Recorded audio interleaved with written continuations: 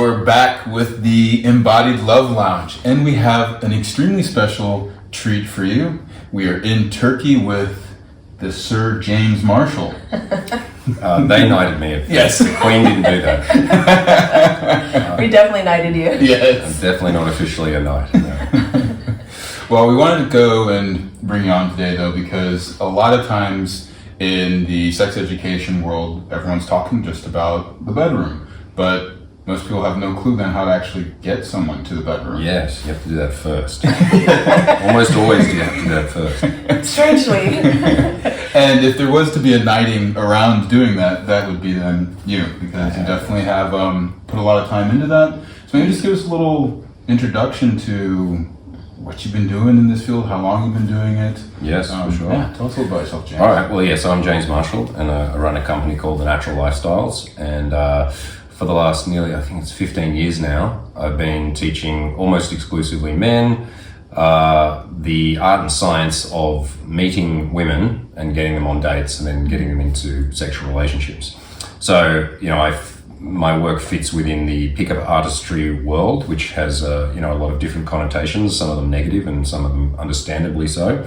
But, my emphasis for many years has been, like, I teach guys technical things, like how to have different types of conversational frameworks and how to escalate physically and how to have good dates that work. So there's a lot of like components of practical elements to it. But in my, research over the years, I've certainly come to realize that there's a whole range of internal issues for most guys, well, for my type of guys anyway, to do with worthiness, to do with confidence, to do with analytical thinking and delivery, as opposed to being able to emotionally relate to people.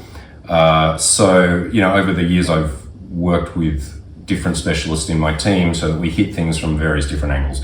Everything from their style, their grooming, their lifestyle, their mentality, their emotional intelligence, and through to the practicalities of like how to meet strangers and start something, which is, if we wanted to define pickup artistry or being this kind of like street level dating coach, it really is the process of like, okay, I don't know you, how do I go over there and start something with a complete random stranger? Yes. Which for most men that are, let's say, not socially situated in circumstances where there's lots of options around, which is my market, they have to be able to do that. They have to be able to, pick themselves up, bowl over two strangers because they can't rely on a cool social circle full of cool, sexy guys and gals, because lots of people don't have that. And so they have to get it started. And for better or worse, it's up to the man most of the time to initiate that. It'd be cool if it wasn't, but the reality is that that's the way, most societies and most subcultures work, is that men have to be proactive and make the first and often subsequent moves. And so I teach men how to do that in a way that is honest, no bullshit. I don't teach them like lines or canned routines or, like scripts of things to say, because those things are lame and they don't really work and they're difficult to memorize. And so I try to help the guy to find what is his own style of seduction, what's his own vibe, by using principle-based learning. So in a nutshell, that's it.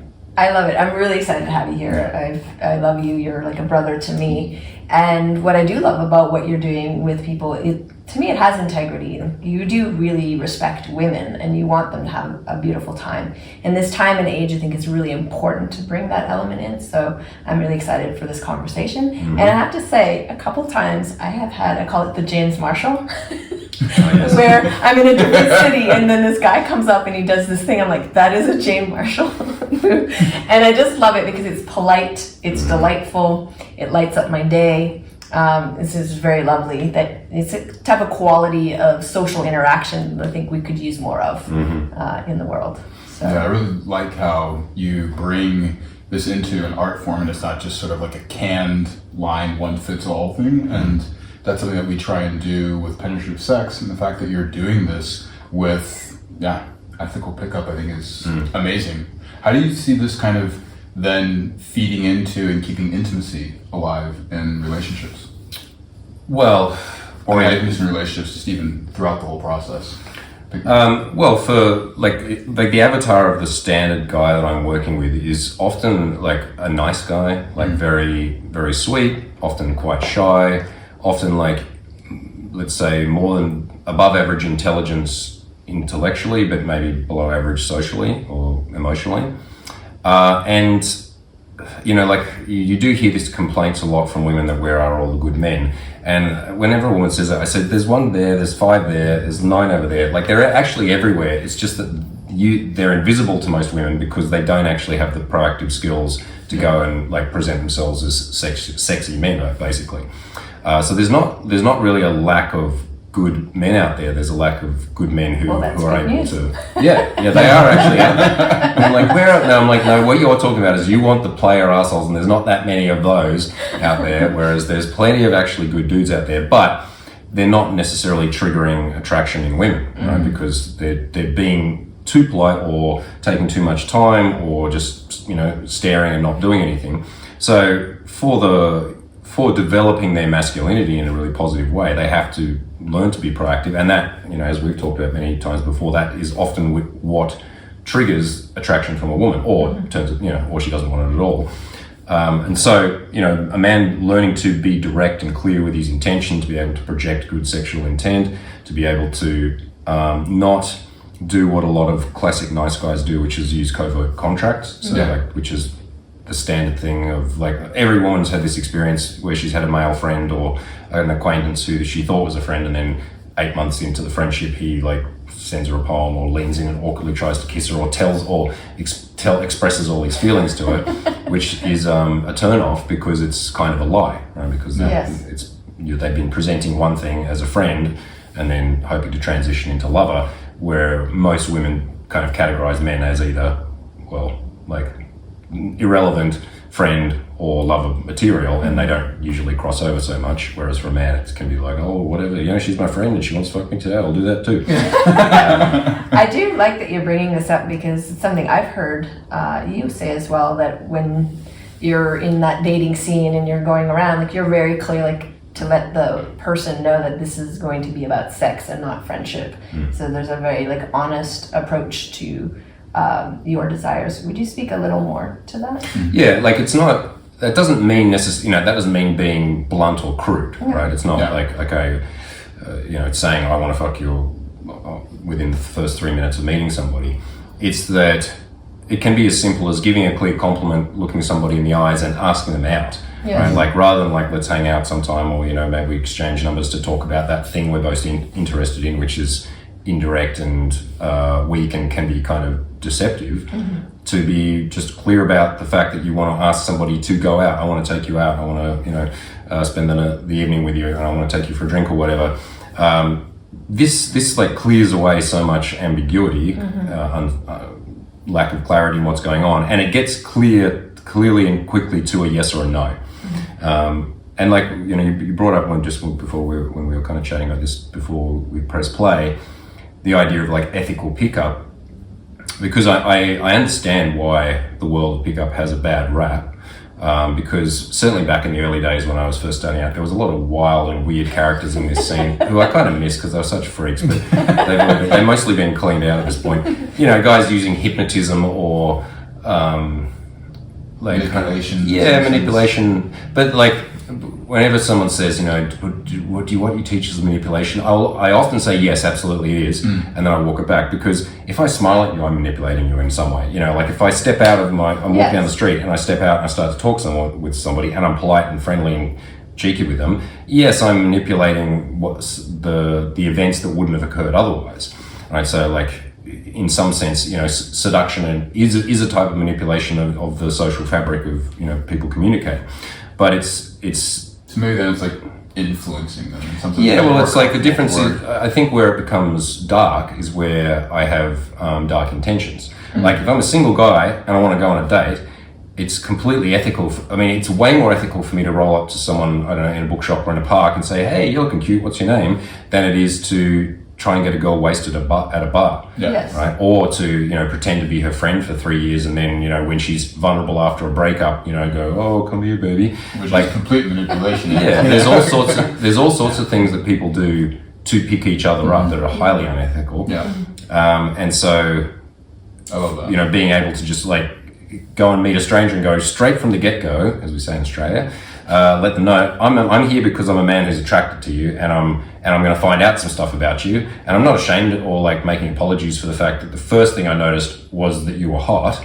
All right, like that's what leads a man's attraction usually if he doesn't know the girl socially, and then to find out what she's like, and then to ask her out on a date. There's nothing on it. It's completely ethical and far more ethical than many of the other variations of slimy, sleazy things that people do to get each other into bed, both men and women. Yes, and honestly, women do want to meet guys, and so if it's done in that way, they are at choice. And I'm at choice. If I don't know what you want, then I'm like, what's going on here? If I know what you want, then I'm like, actually, I do want that, or no, thank you, I don't want that. Yep. And I think it's a much nicer social interaction at that point. And then it makes me like men more because that's why I like New York. I like directness. I don't like the West Coast because it's like this sneaky sneak thing. Like, I'm going to ignore her because I like her. I'm like, what the hell is going on? Yeah. Whereas New York, like, do you want a date or not? Okay, can we get to the point? You don't? Okay, fine. Get out of my way then. Well, I think the thing that you bring the artistry though, and if there is any kind of supposed manipulation, is that you make the interaction fun for the person, and I think that's something that's just brilliant. Yeah, well, I mean, and for a large swath of men, it's their only option, right? Like it's like because. Yeah, as I said before, there's this massive kind of invisible group of men that exist in all countries, but I'm working with Western men primarily, who are just who are unseen by women in general, and they deal with a lot of trauma, a lot of frustration, a lot of loneliness, and they're good people, right? Like they actually have a lot of good things to offer, and so yeah, like I have no lack, I don't lose any sleep over my work because I know that I've seen it thousands of times of men meeting with a woman, hooking up in whatever way they want to, and people sometimes ask, well, is it just about sex? I'm like, well, that's up to them. Like the couple can decide if it's just about sex or if it's about a casual relationship or getting married. I've had, and they're like, has anyone ever got married? I'm like, yeah, a bunch of my people have got married, a bunch of had relationships, a bunch had some hot sex with people who wanted to have hot sex. A bunch had, started to date and then it didn't work and became friends. Like all the things that happen when two people get together, those are the things that happen. Because there's no because we're not using hypnotism or drugs or something to like trick somebody into doing something they don't want to do. We're just accelerating what is a natural process anyway of like man meets woman. They decide what they want to do with it afterwards. That's not my responsibility. Well, maybe you could bust that myth. I mean, you've met a lot of women at this point. And how many of them you say are actually wanting to get streamlined into marriage versus actually they just would prefer just to have a hookup there and then and not have to get attached in the refrigerator? Yeah. Well, it's like, the same woman through the cycles of her dating, her life, let's say, is often going to go through a variety of things where she wants a boyfriend, she gets a boyfriend, she breaks up with a boyfriend, she doesn't want all the hassle and she's heartbroken or she doesn't want to deal with that, but she has sexual needs, so she wants to have a fuck buddy, or she goes on some holiday and she's feeling wild and she wants to do a random bunch of hookups, and then she feels like maybe when a good guy comes along that suits her that she would go into another relationship, or maybe someone proposes something which is a bit more open and she's open to that. So like it's more about like where are you catching the woman at in her like dating cycle, let's say, and then do your desires match up with hers, or like are people willing to adapt to what's presented in front of them, which is often the case where, if a woman who's like, I'm single and I'm going to stay single, and then she meets the guy, she's like, nope, I'm going to take that guy. Yeah. Or the other way around where she, she's come out of something and she really is clear that like, okay, I don't have the emotional range right now or to invest in someone, but this guy's no hassle. He does not blowing up my phone all the time. He's not being like the opposite of that. He's not being needy. He's not trying to lock me down, and that's what I want right now is someone that doesn't, cause me drama, but I can have intimacy or friendship plus sex with. So yeah, it's like again, it's sometimes giving like pickup artists too much credit to think that they could totally manipulate someone into like completely changing what they wanted. Sure, there are. I mean, there's certainly sociopathic people who are really great manipulators, but they exist in broad spectrums. They're not pooled in this area. So what was the question? Well, I think it's really important because a lot of the women, I work predominantly with women, so I have a large community of women. They're like, where are the good men? But also just where are the men who actually want to meet them, because they're not meeting people. People are socially awkward, or the women are not using the apps. Like there's a lot of repulsion to certain activities. So I think there's a lack of skill set outside of apps and sites and these different things of how real people in real life situations can meet. And I'd love to just know a little bit more, like maybe some basic things that you just teach someone. How do you just walk up to somebody? I mean, it sounds really normal, but I don't think it is. Yeah, I mean, it certainly has been at points in history, but yeah, certainly I've even seen just over, since I've been working in the last, 15 years, the advent of the smartphone and, like a atomization of people out of communities, people just spending shitloads of time in front of screens, having weird expectations about what people should be based on social media and so on. That, the dating market has become skewed and strange kind of worldwide, and it's difficult for men and women in different ways. I think we can get into that in a bit, but like in terms of, like throughout most of, let's say at least modern history, you would have community bases from where to meet people. You would have things where the community in some way forces you to get together at like village, church. Yeah, church or village dances, or living in the same block, being brought up in the same block, and so you know the people down the street and so on. And there's all these awesome things about modern times that we can travel and we can work remotely and we can interact and connect with people all across the world using machines and stuff. There's lots of great things, but the stats don't lie in terms of especially for millennials and the younger generations being extremely lonely, lacking intimacy, lacking sex, and that's to do with modern life. Yeah. So, it's funny now that it's like a weird thing to go and say hi to somebody like that. Like I remember when the first really rudimentary dating sites came out, and it was a shameful thing to have met someone on one of those dating OkCupid or one of those early things. You're like, how did you meet? Oh, well, we met at church, or he came and talked to me at the bus stop, and then you find out, what, on our website?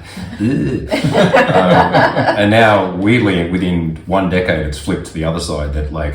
What, you met at a bus stop? Yeah, someone came and talked up to the person and used his own mouth. Hello? You didn't Or use an there was a emoji? screen in between? Mouth to... You heard the words from his own mouth? There wasn't like these weird It's signals. which is this was crazy that's now a weird thing.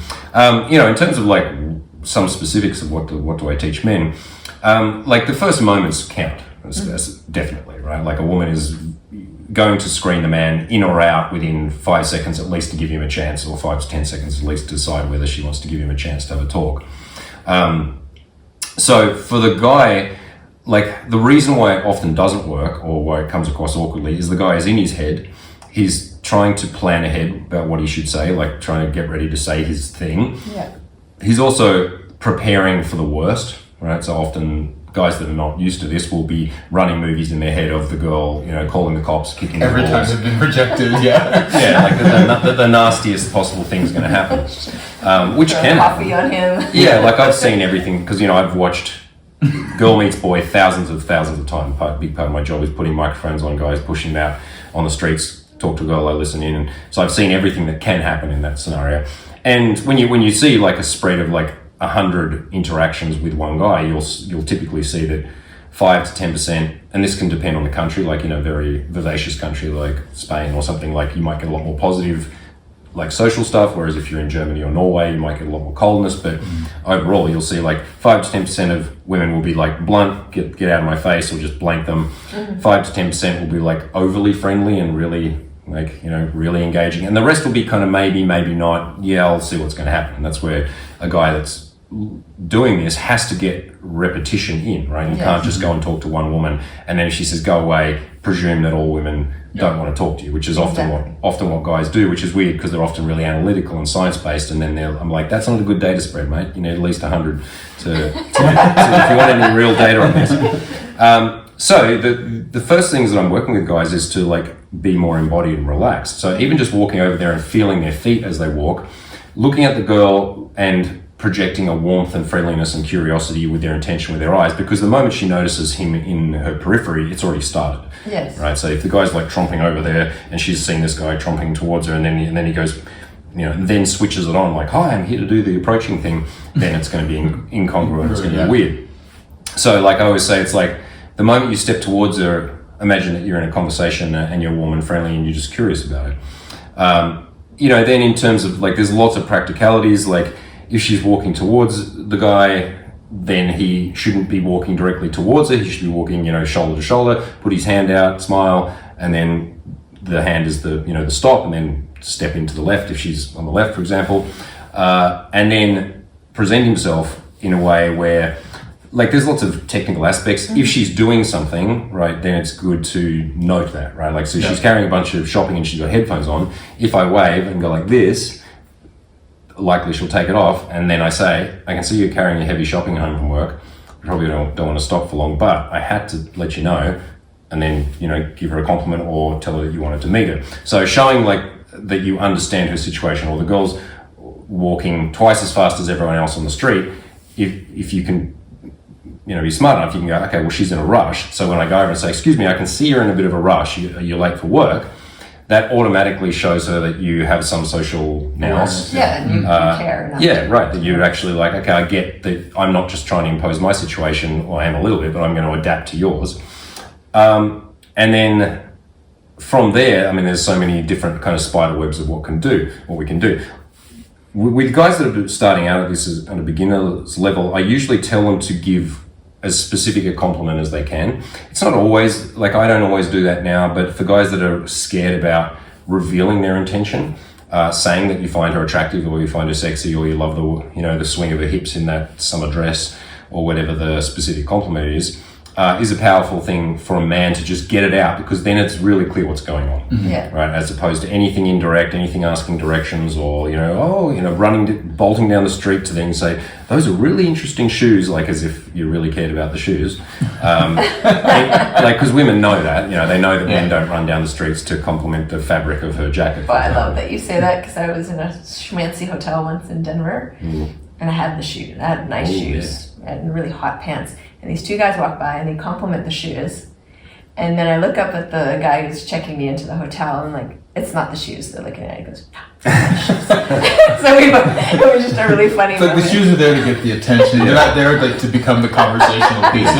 It's like, mention the shoes later. Yeah. You're like, by the way, those are like fucking you're rocking those Louboutins. But the reason was the legs in the Louboutins. The shoes were also nice. Exactly. I want to get more juicy with you. These are really great stories. We're going to flip over, I think, into the membership portion of the conversation. And here I just want you to let loose. Just really tell us some nice juicy juicy details, because I know you have a lot of stories. So let's just jump into that part of the conversation. All right. What do you want to know? To join us for the complete and explicit version of the podcast, simply upgrade your membership and gain instant access.